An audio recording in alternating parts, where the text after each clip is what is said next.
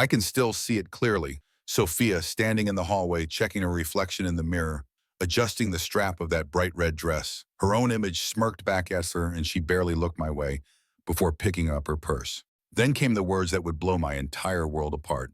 I'm heading out on a date, so don't be too jealous. For a second, I thought I must have misheard. I hoped she was joking, some odd, twisted gag. But the way she shifted to her feet and avoided looking at me told me otherwise. My mouth went bone dry, and I clutched the edge of the kitchen counter, scrambling for a reason that could make this make sense. Finally, I managed, "Sorry, what?" My voice was steadier than I felt. Sophia exhaled, like I was already wasting her time. "You heard me," she said, flipping her hair back.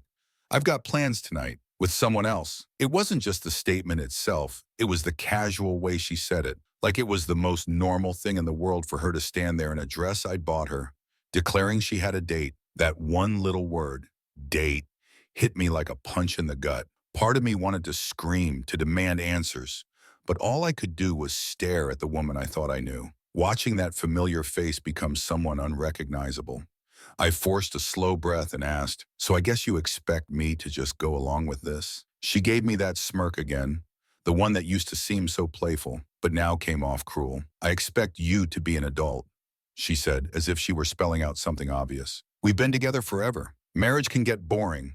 I just want other options." My laugh came out in a shaky rush, carrying no real humor. My pulse pounded in my ears, yet outwardly I stayed too calm. "So," I said, keeping my tone even, "let me get this straight.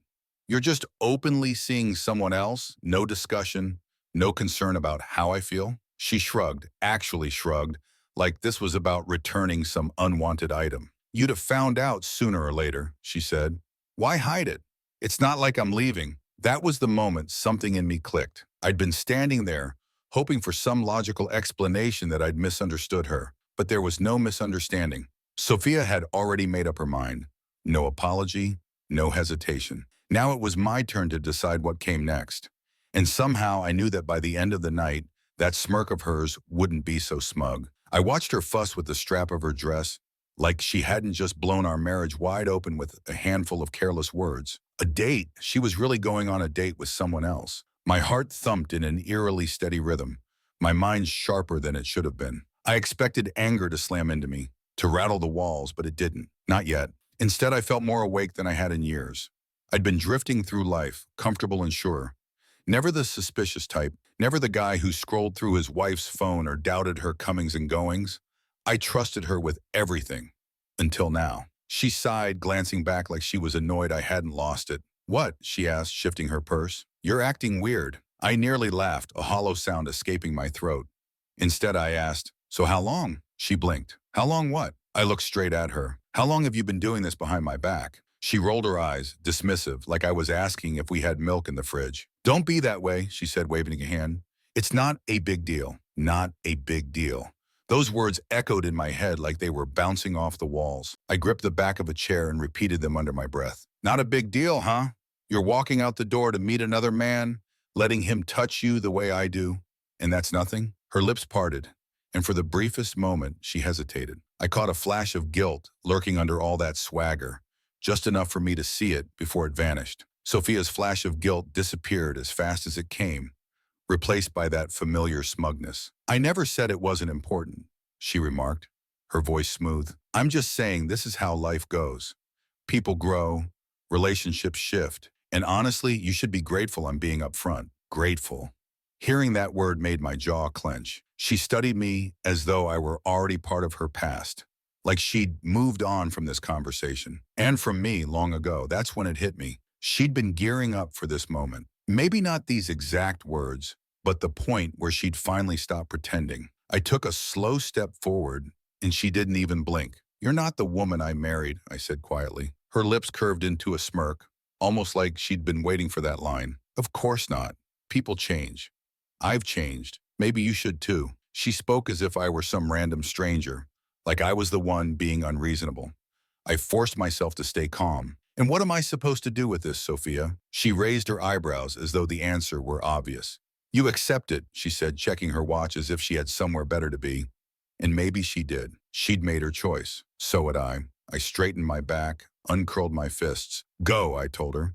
Her head tilted slightly, genuine surprise flickering across her face. "You're okay with this?" she asked.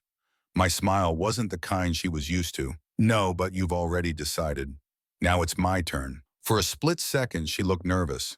Then she turned and walked out, leaving a silence so dense it pressed on my chest. I didn't move, didn't break anything or shout. I just stood there, my thoughts tumbling over each other. She thought she was in control, but she had no idea what I'd do next. By the time I was done, that smug grin would be long gone. Her parting words, "I'm off on a date. Try not to be too jealous," replayed in my head like a broken record. I glanced around the house we had built, noticing everything was exactly where it should be, yet everything felt wrong. I sat down, hands rubbing my temples, wondering how long she'd planned this, how long I'd been in the dark. Instead of erupting in rage, I found myself oddly clear-headed. She wanted a scene, wanted me to react like the desperate husband she imagined me to be. I wouldn't give her that. I took a slow breath and picked up my phone. Not to call Sophia. No, that was too easy. Instead, I dialed a number I hadn't used in ages. "Hey," I said when the line connected. After a pause came a familiar voice. My brother Noah. We hadn't spoken in over a year simply because life had taken us in different directions. "I need a favor," I told him quietly, gripping the phone. Another pause, then, "What kind of favor?" I closed my eyes for a second.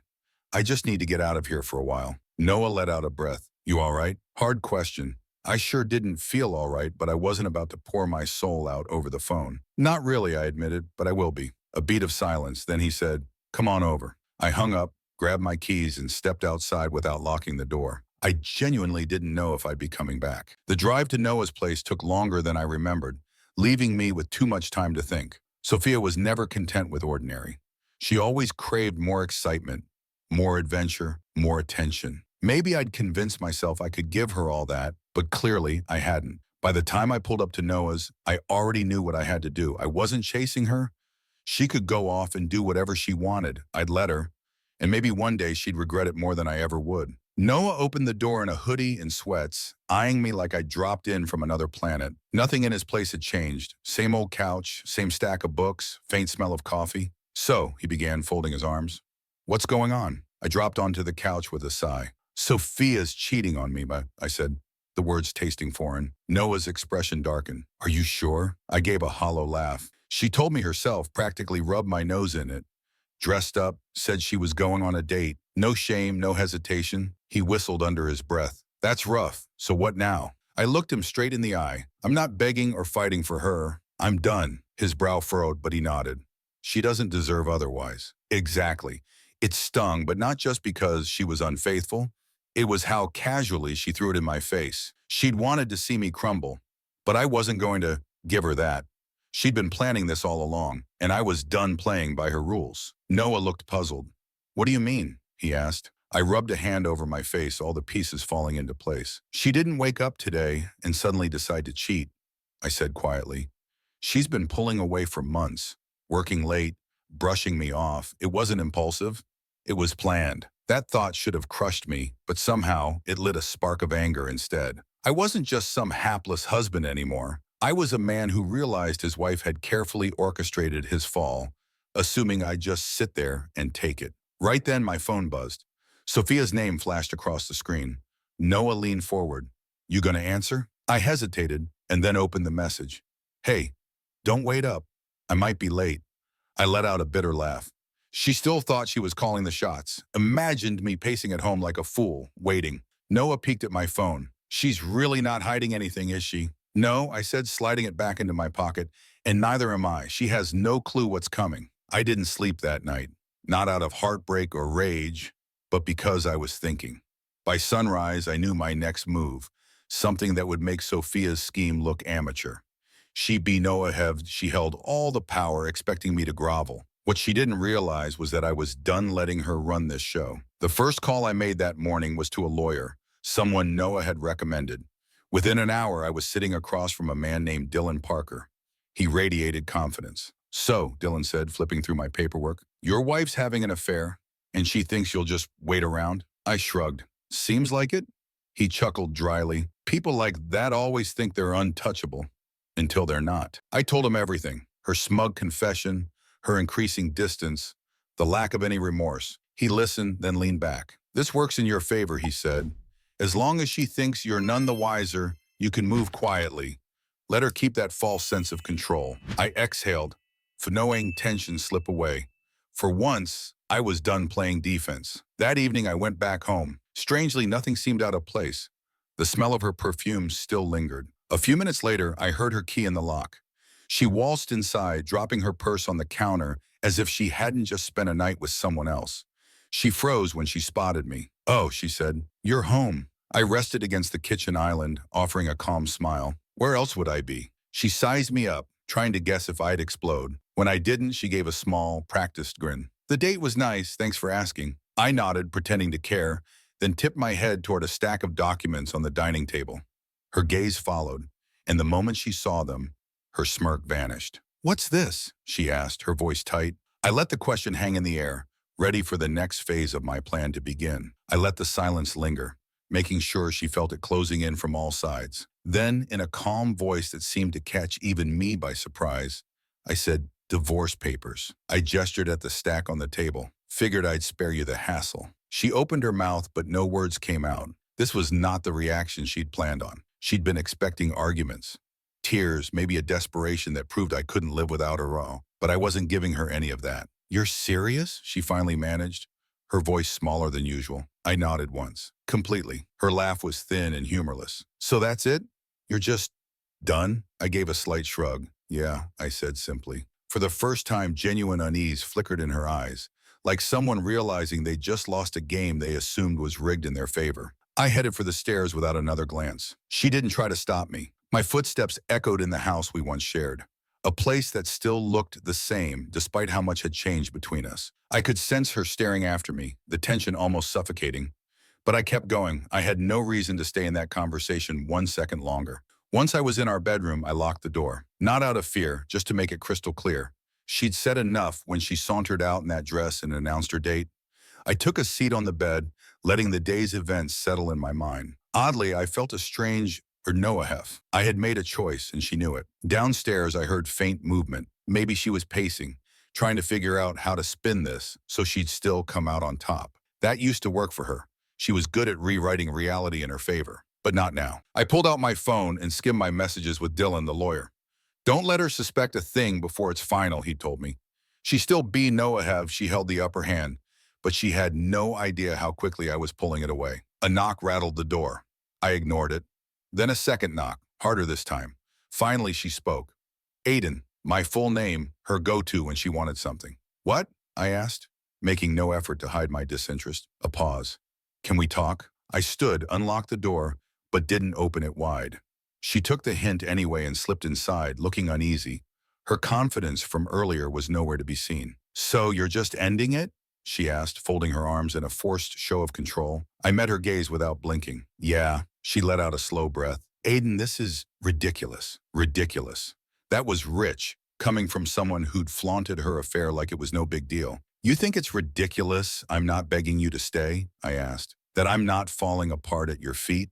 Guess you misjudged for me." She faltered, trying to string together a comeback. "I thought we had an understanding," she mumbled eventually. "An understanding?" I repeated, eyebrows raised. She swallowed. "Marriage isn't black and white. People change. Relationships evolve. I figured you'd be open-minded." "Open-minded," I echoed, the irony not lost on me. She had no clue just how open my eyes were now and how closed hers had been all along. "You honestly be Noahev, a real marriage means I just sit at home playing the good little spouse while you enjoy yourself with whoever you please?" I demanded, voice low. She scowled. "That's not what I'm saying." "Yes," I shot back. "It is." For a split second, the mask slipped. I caught the flicker of frustration on her face. "You're making this a bigger deal than it has to be," she muttered. I took a slow step toward her. "No, Sophia," I said evenly. "You made it complicated the minute you decided I wasn't worth the truth." Her jaw tightened, but she didn't deny it. "So what now?" she asked. "We just throw away everything we built?" I tipped my head. "You already did." That landed. She winced, just enough for me to notice. I could feel exhaustion creeping into my bones. There was nothing left to argue. "We're getting a divorce," I said. "If you want to act blindsided, go ahead. But don't pretend this wasn't your choice." Silence sat between us like a stone. Then she spun on her heel and strode out of the room. I didn't bother watching her leave. For the first time in years, I no longer cared. The second she was gone, the weight of what happened finally settled on my chest. But it wasn't heartbreak, anger, or despair. It was a strange sense of freedom. I rubbed my temples, letting out a long breath. Downstairs, I heard her moving around, shoes clicking, glass clinking, like she was trying to make sense of the impossible. In her mind, I should have been begging for another chance. She'd always assumed she had me wrapped around her finger so tightly that I'd do anything to keep her. It never crossed her mind that I might be ready to let her go. I wandered to the window, nudging the curtain aside. The street was quiet and bathed in the dull glow of the streetlights. Odd how normal everything looked when my entire life had flipped out upside down. Then I heard a muffled voice, hers. She was on the phone talking to someone in hushed tones. I wasn't going to eavesdrop, but something about her trembling voice made me pause. Gone was the brazen arrogance she'd aimed at me all night. Now she sounded shaken. I slipped closer to the bedroom door, easing it open just a crack. "I don't know," she said, frustration lacing each word. "He's not reacting the way I thought." I froze, my hand tightening around the doorknob. Who was she talking to, and why did she sound so rattled? She exhaled sharply. "No, I didn't expect him to be thrilled, but I did think he'd fight. He just agreed. It's like he doesn't care." A short pause. Then her voice dropped to a whisper. "What if I miscalculated?" I nearly laughed out loud.